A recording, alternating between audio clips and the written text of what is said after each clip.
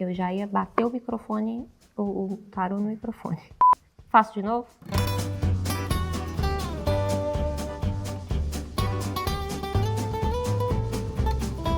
Então, como aquecimento, eu gosto de escrever uma lista de palavras, com tudo que me vem à cabeça, com coisas que eu estou ouvindo ou vendo no momento, só para realmente destravar e soltar o braço. E é interessante também marcar um tempo, uns 5 ou 10 minutos, porque quando você define um tempo, você consegue focar naquilo que você propõe a fazer, se distrai menos e se desespera menos também com o fato de ficar olhando para a folha em branco.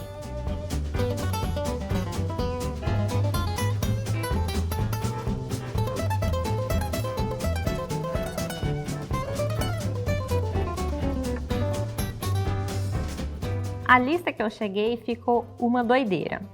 Fofoca, anos 90, quadrinhos, morte, Sandman, Tori Amos, Neil Gaiman, amizade entre artistas, a música Tiny Little Things, reality show, tempestade, ruído de avião, sonho, Freud, os desejos, Neil Gaiman lia Freud, mitologia grega, as parcas, linha da vida, cartomante, vidente, linha do tempo.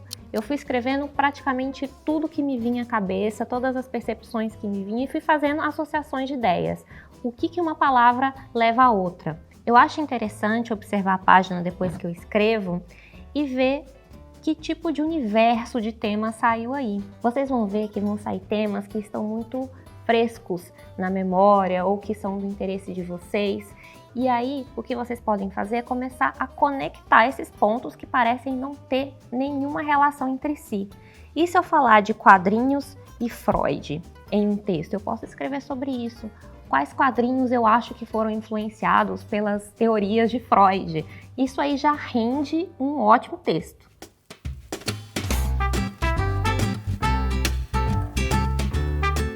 Agora, um segundo exercício que eu gosto muito de fazer é usando as cartas do tarô.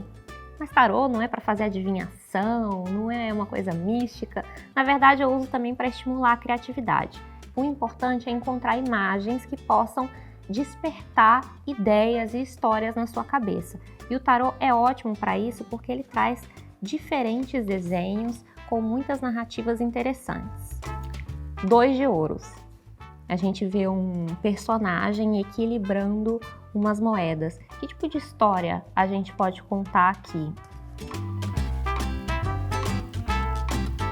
Aqui eu comecei a esboçar uma ideia de personagem que surgiu com essa carta, porque esse oceano aqui atrás dele me remeteu a ele estar numa travessia, a ele ser um viajante, mas ele tem pouco dinheiro, talvez ele faça malabarismos para tentar viver diante dessas dificuldades. Então aqui eu consegui já esboçar o que pode ser um conto, o que pode ser uma história a partir desse personagem. Alguém indeciso, no meio de uma travessia, talvez esteja mudando de país. As águas como o fluxo que nos levam a desbravar o horizonte. Um problema.